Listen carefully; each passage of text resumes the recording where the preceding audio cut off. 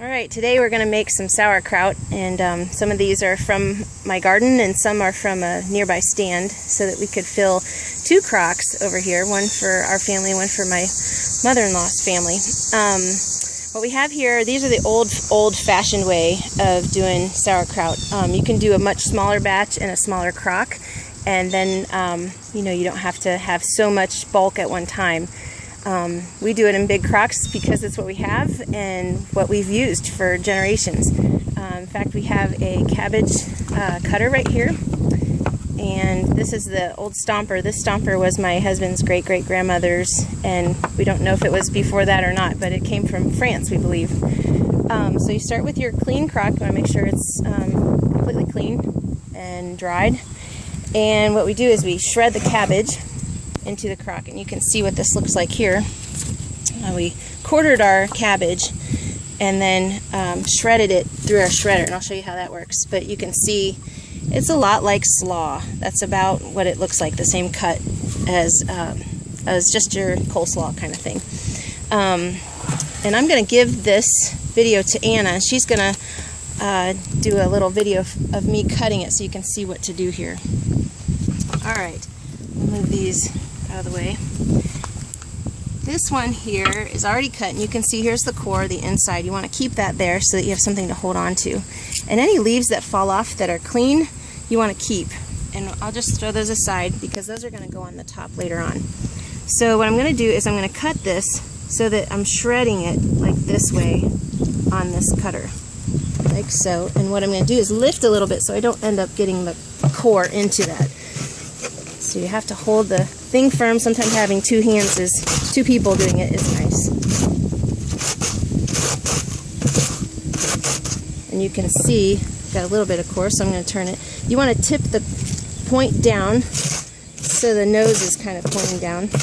Or if you don't want to do it the old-fashioned way, you can get your shredder from your KitchenAid mixer or whatever you use, and that makes the process go a lot faster. This is sort of a fun way to do things here on the farm.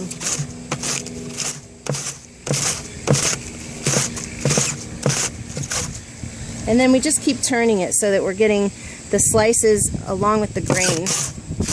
And then we're not getting large pieces. You don't want them teeny tiny pulp, and you don't want them huge either. So you can see I'm getting to the core there. I want to get as much of this off as I can. I'm going to keep turning it. Hopefully we'll get a chance to see my mother-in-law do this. She's very good at it. She has ketchup right now that she's fixing, so she's in and out doing that and this at the same time. So we might be able to get her in action here. And just keep on checking to make sure we're good. You can see how much core I have. And you get to this part and you're getting pretty done. You want to get as much off as you can, but that's about it. And so what I'm going to do is do 2 quarters of this. And there's no real science to that. There's no number. You just have a guessing game in a lot of ways. You just try and just keep trying. Yeah, you can see down in there we got some cabbage started. We had actually already salted it a little bit for our first round, but I'll show you how to do that after I do this next one. And get a good grip on it.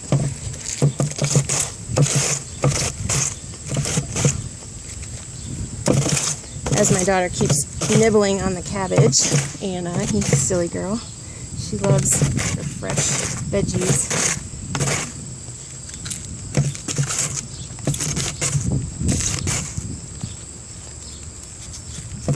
And there is technique to this, and you can tell I haven't been doing this for many years like my mother-in-law. She's so good at it, and she would talk about how my husband's grandma is so good at it.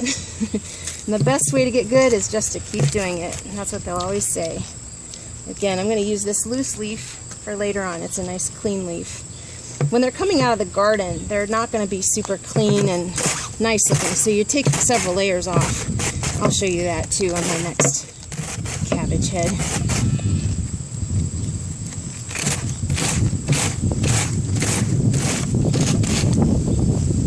It's a little breezy here. It's probably going to pick up on the video maybe, but it's nice because it's about 90 degrees here. And we're getting some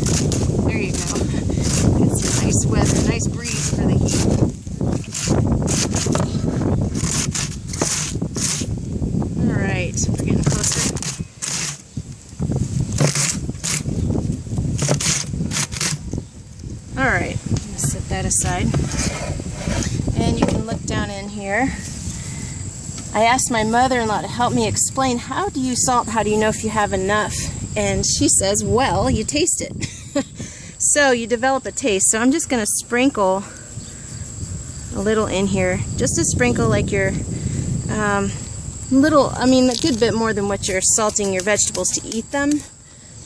But not too much. And then what we're going to do is stomp. And you're stomping to crush the cells so that the juice is released from the cells. And that allows it to start the fermentation process. So we give it a good stomp. And what happens then is, as the cells are broken, the juice is released, and then the salt and the juice together make a nice little, just enough salty flavored cabbage water. So if you taste it, once you have some juice in there, if you taste it and it tastes like just cabbage, then you're not probably putting enough salt in. If you taste it and it tastes very salty and no cabbage flavor, then it's probably too much salt. And if you have not enough salt in your sauerkraut, then it just won't ferment, it'll rot. If you have too much salt, then what happens is it just preserves it and it doesn't really ferment it. It just holds it in a preserved state, which is a little bit like a pickle, I guess.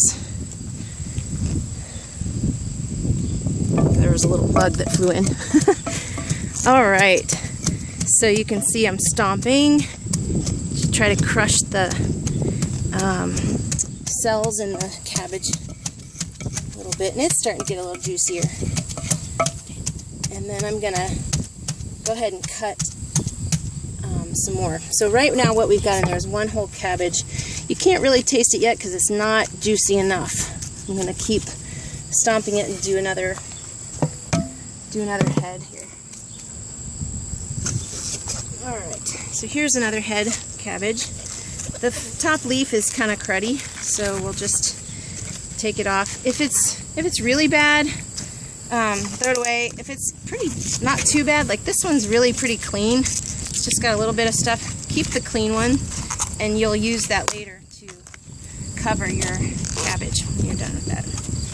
So I'm going to core these. Not core them, sorry, I'm going to quarter them. Oh, I also wanted to say, for the salt, I have this pink Himalayan salt that I'm trying. Never used it before, but we'll see what it does.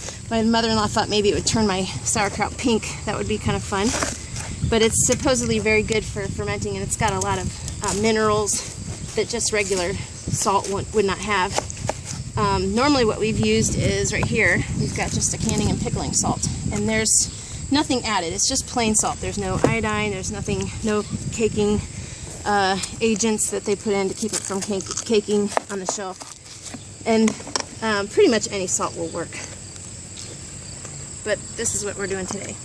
Alright, I'm going to try this again.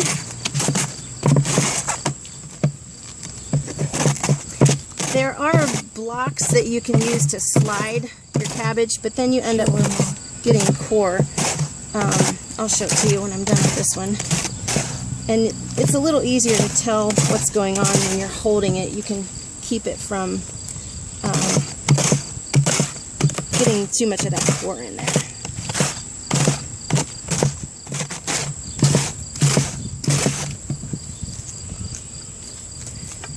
And I can tell that this is one of those old pastimes that has just been passed down for generations in this family and in many families.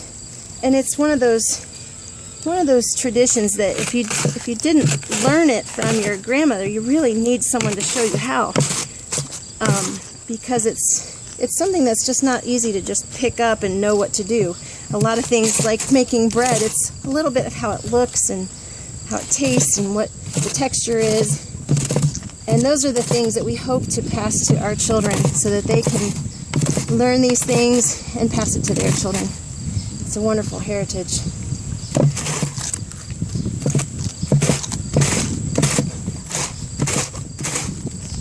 Alright.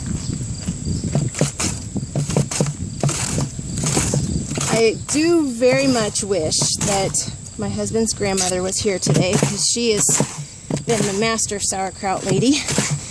And she's in an assisted living facility right now because she's suffers a little bit from Alzheimer's. So we're keeping good care of Grandma in a place where she's safe and comfortable.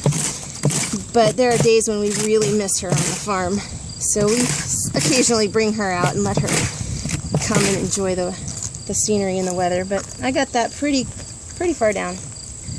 Alright, I'll show you that little box. This is a little box that it can slide in. It fits in this little cutter. I don't know. I'm sure there's different kinds of cutters. You can do that, but it's a little easier for us anyway to do it this way. Alright. I'm going to do another one and we'll stomp again. Salt and stomp again. And taste it. That's right, Anna. I want to taste it.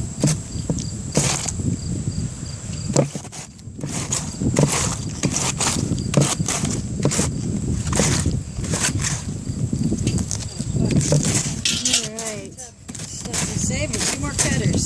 Hey, 2 more cutters. Great. Well, you are.